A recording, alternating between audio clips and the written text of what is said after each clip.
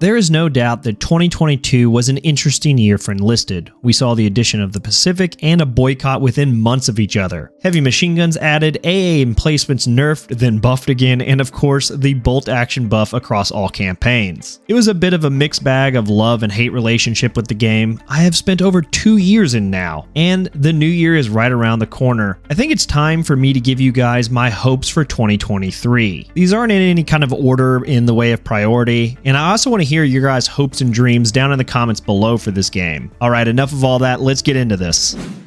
Infantry gameplay in 2022 kind of went by the wayside in my opinion. There were some decent updates, but with so much destructive killing machines being added in conjunction, I feel like the basic rifleman was kind of left in the dust. I can still get 100+ kill games boots on the ground, but I feel like if I get into a P47, it's an easy 200 kill game. Just smash the spacebar and you're done. I used to hate the fact that tanks and planes were even in this game, but I've come around to respect the combined arm aspect of the game itself. I want tanks and planes to stay powerful, but right now they're just kind of like hydras. Kill one and 2 more will spawn in. Shooting down a P47 doesn't really save you from being HVAR'd to death. It just allows another dude to spawn into one. I'm not 100% sure on how we can fix this issue, but right now I'm leaning towards there being a set number of tanks and planes that can spawn in during the whole match. So just to clarify, what I'm talking about is if you have so many vehicles that are in the entire match, if you lose all those vehicles, then there will be no more for your side. Now you could also do this based on time, so say you can only have X amount of tanks or planes during a specific amount of time, and if they all die you have to wait that cooldown period, kind of like artillery strikes. I also feel like this kind of gives the engineers even more purpose because let's just say you have no more aircraft that can spawn in, it's going to be up to the engineers to build AA guns in order to cover the skies. This isn't a perfect system and I have to work it out more in my head, but hopefully you get the point. Tanks and planes should be almost a side objective for your team. Killing them or defending them could help determine the outcome of the game as a whole. This leads me to my second wish, and that is the increase of general teamwork for players in the game.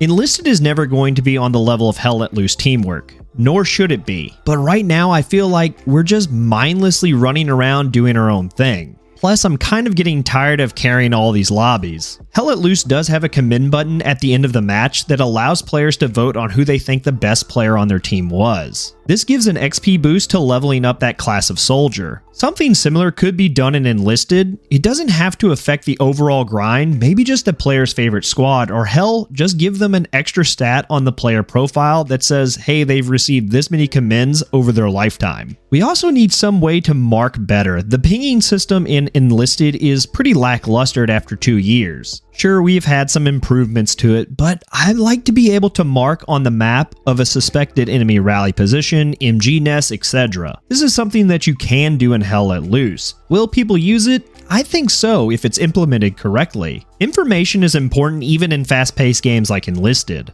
Really, if you just added anything to this game to make you feel like you're part of a bigger battle and you're working together in order to achieve an objective would be a welcome addition. Kind of staying on this same thought process, the AI squad control needs to be overhauled even more. Right now, most people are just treating their AI squad members as bags of meat to spawn into. If you're old enough to remember the games Full Spectrum Warrior or even Brothers in Arms, those systems of control would do wonders in Enlisted. Being able to tell half my squad to cover one way and then the other to cover another would add more of a squad leader type feel to this game. Now I'll admit I'll probably never use this with the state of the AI right now, but they are improving the AI pathing, targeting, and tracking month after month. So hopefully this feature could gain traction in the late 2023 year or maybe even early 2024. Like I said in one of my last videos, the player base really wants new maps and modes added to the game, and if Darkflow ignores this going into 2023, we are in deep trouble for the game.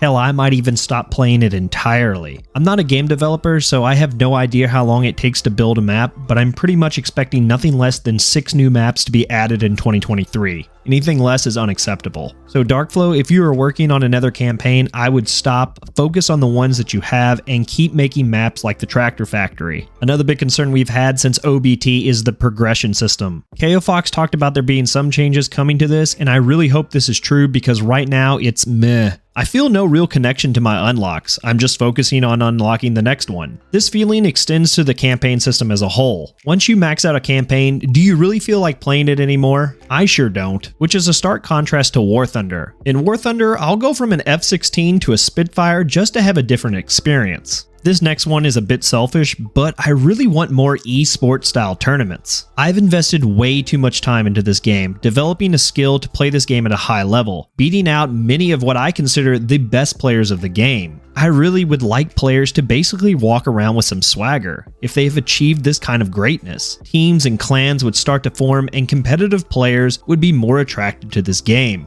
Ranked mode has been thrown out a lot, and this is a mistake if you ask me right now. We just don't have the player count for it. But a biannually, or even hell, I'll settle for an annual tournament hosted by Darkflow with some bullshit reward would go a long way. The events are cool, don't get me wrong, but it's easy to game them and it doesn't really showcase a player's skill. I'm imagining a 10v10 lone fighter domination style match because let's face it, the gunplay in this game is just too good not to have it. Tournaments aren't a massive priority for me or for the game as a whole, but better communication and more dev Q&A streams are a must. Communication has gotten better and the interaction with the community is improving, especially towards the end of 2022. I also can agree with the case of not having a roadmap, despite me wanting one, but we need more dev streams. Just giving a community a general direction they are headed is a welcomed response. Something like, hey guys, we're working on a new campaign, or we need suggestions on gold weapon orders because we want to add some new ones. That goes a long way building confidence in your community, and it would basically shut up most of the criticism the community is spewing out all over the internet. With growing confidence and improvement to gameplay, the community will grow even more than it did in 2022. And with more players come more feedback, revenue, and even more players. This is my biggest hope for Enlisted in 2023, that it grows, that it blows up, and lives up to the potential that I saw back in 2019. We have come a long way from CBT, and it is important for us to remember that. 2023 could be a huge year for Enlisted, and that is my New Year's wish. Well, scholars, that's all I have for you. It's been a fun 2022 year, making content for all of you, and I'll see you in 2023. As always, hit those books and hit those bottles. Cheers.